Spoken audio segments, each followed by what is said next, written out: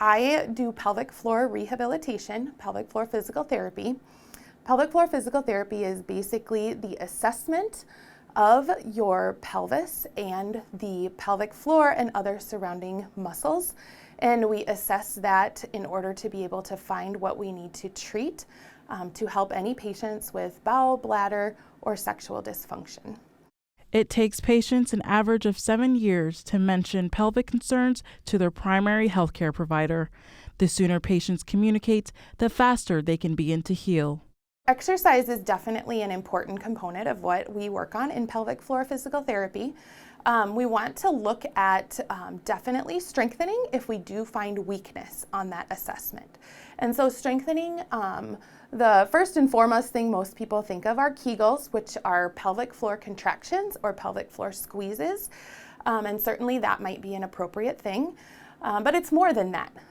We would want to look at how does the hip muscles and the abdominal muscles and other core muscles play into what's going on in your pelvic floor. So often my treatment might consist of Kegels, but also some hip strengthening or some core strengthening, and how do those muscles work together. It takes about an hour to undergo a pelvic evaluation, depending on the patient's needs. Relaxation stretching is a common exercise to strengthen and alleviate pain from a patient's pelvic floor. I discuss a lot in my treatment sessions is what we call this abdominal canister. And definitely stress urinary incontinence, pelvic prolapse, and something that often pregnant women or postpartum women will deal with is called a diastasis recti, which is separation of the abdominal muscles.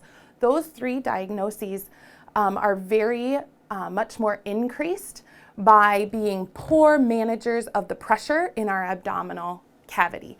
And so something people could avoid that's very simple is avoid holding your breath when you do difficult things.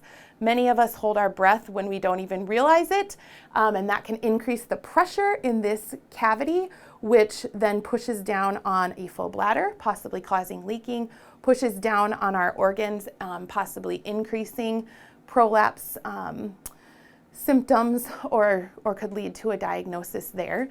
Haar says that some patients with urinary incontinence drink less water, but that can actually result in further problems like causing the pelvic floor to push out concentrated urine, leading to more leakage. In physical therapy for the pelvic floor, such as incontinence, both fecal incontinence and urinary incontinence, as well as constipation and pelvic pain, are very common. But just because things are common does not mean they are normal.